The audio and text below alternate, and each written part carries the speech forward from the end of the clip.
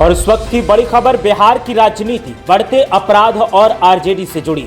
पटना, रोहतास और भागलपुर की घटनाओं पर आरजेडी ने नई नवेली सरकार को जमकर घेरा है। आरजेडी ने एक के बाद एक सोशल मीडिया पर ताबड़तोड़ पोस्ट किए और सत्ताधारी गठबंधन को खरी खोटी सुनाई।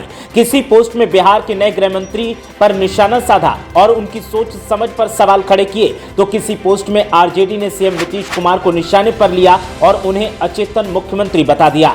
भागलपुर में बारात पर हमला हुआ, जिसमें बाराती घायल हो गए तो महिलाओं से जेवर लूटे गए। ये घटना बड़ी सनसनीखेज है। पटना के ट्रिपल मर्डर पर भी आरजेडी ने सत्ताधारी गठबंधन की सरकार को घेरते हुए जमकर निशाना साधा। रोहतास में भी गोलीबारी हुई, जिसमें 3 लोगों की मौत हुई। इस घटना को लेकर भी आरजेडी ने जमकर खरी खोटी सुनाई है। तो अचानक से एक साथ बिहार में जिस तरह से घटनाओं का इजाफा हुआ है, आपराधिक घटनाएं सामने आ रही हैं, इनको लेकर अब लगातार सवाल जवाब का दौर है और आरजेडी की तरफ से निशाना साधा गया है। आरजेडी ने रोहतास की घटना पर पोस्ट करते हुए लिखा कि रोहतास में गोलीबारी से 3 लोगों की मौत। ये अपराध जंगल राज की श्रेणी में नहीं आएंगे, क्योंकि बीजेपी सरकार में अचेत मुख्यमंत्री और बड़बोला गृह मंत्री है। बाकी सिस्टम सब वही पुराना है। इसके अलावा पटना की घटना को लेकर पोस्ट करते हुए लिखा कि पटना में खून ही खून, अब हुआ ट्रिपल मर्डर। अपराधियों ने कानून व्यवस्था का बजाया घंटा, बड़बोले गृह मंत्री का मुंह लटका।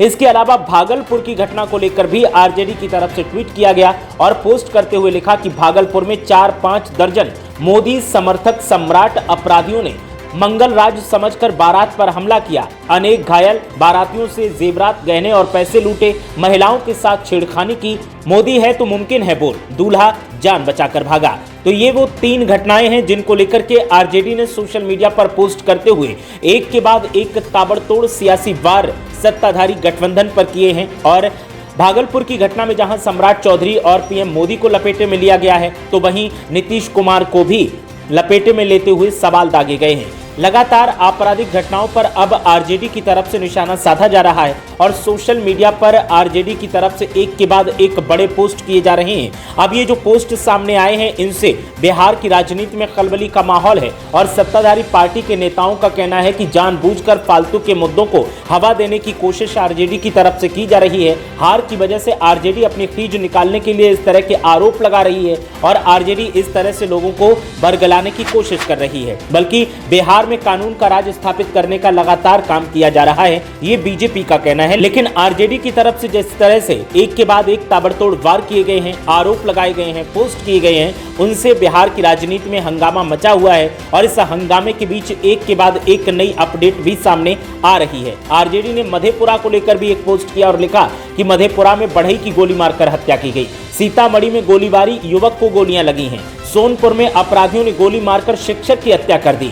बेतिया में बारात पर ताबड़तोड़ फायरिंग की गई, कई को गोली लगी। गोपालगंज में शादी समारोह में फायरिंग हुई, कई लोगों को गोली लगी। मोदी नीतीश का महाजंगल राज, जातिवादी और मीडिया का राम राज्य है। मोदी जी सिक्सर की गोलियां आपके समर्थक अब गरीब लोगों पर चला रहे हैं। तो ये तमाम पोस्ट किए गए हैं आरजेडी की तरफ से और इन पोस्ट के बाद अब बिहार की राजनीति में आरोप प्रत्यारोप की राजनीति और ज्यादा हावी होती दिखाई दे रही है। और जिस तरह से आरजेडी इन आपराधिक घटनाओं को लगातार उजागर कर रही है, उससे सत्ताधारी गठबंधन के नेता थोड़े खफा दिखाई दे रहे हैं। उनका कहना है कि आरजेडी उल जलूल की घटनाओं को हवा दे रही है, उल जलूल की घटनाओं पर सुर्खियां हासिल करने की कोशिश कर रही है। लेकिन ये घटनाएं उल जलूल नहीं है।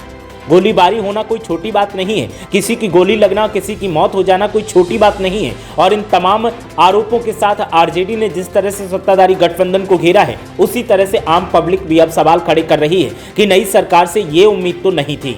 अपने कल्चर, अपनी संस्कृति और अपने ऐतिहासिक गौरव की जानकारी चाहिए तो फिर केवाई विजन ऐप पर अभी रजिस्टर कीजिए।